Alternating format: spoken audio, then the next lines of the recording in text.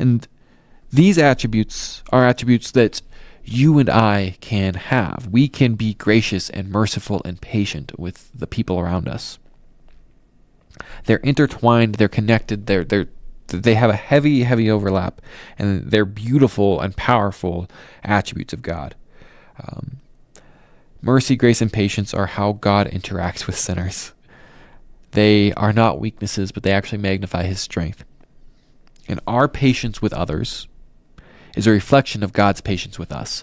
Our mercy towards others is a reflection of God's mercy towards us. Our graciousness towards others is a reflection of God's graciousness towards us. He who has been forgiven much can forgive much. He who has been loved can love. It is God's overflowing of his virtues, of his attributes, of things like love, mercy, grace, and patience that allow us to show those to others. Grace is not God's lowering the bar. Grace is God lifting us to himself through Christ. The last one I want to talk about, the last of God's attributes we're going to talk about today, is his attribute of wisdom. Wisdom is God's perfect application of knowledge for his purposes. So the difference, as best I can tell, between wisdom and knowledge is application. When you can apply it to the circumstances you're in, that is wisdom. God's wisdom is his perfect application of his knowledge. We talked yesterday about how he knows everything. And so his wisdom is that he perfectly applies what he knows. And he perfectly applies his knowledge to his purposes.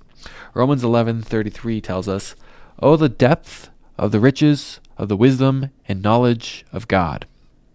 How unsearchable his judgments and his paths beyond tracing out." God is so wise that we could never comprehend it. Simultaneously, James 1 verse 5 tells us, "If any of you lacks wisdom, you should ask God, who gives generously to all without finding fault, and it will be given to you."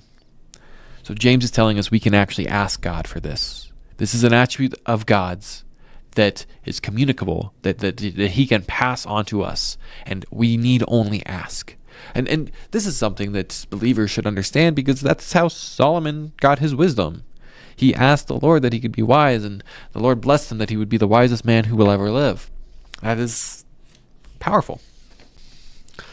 It's important to know when talking about attributes of God that these attributes are not competing, but they are actually perfectly harmonized in God.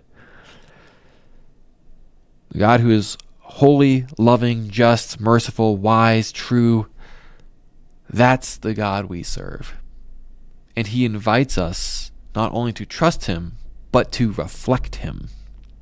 That's what I have for you today. Tomorrow we're going to talk about the most confusing of all the topics in the doctrine of God, which is the Holy Trinity. See you there.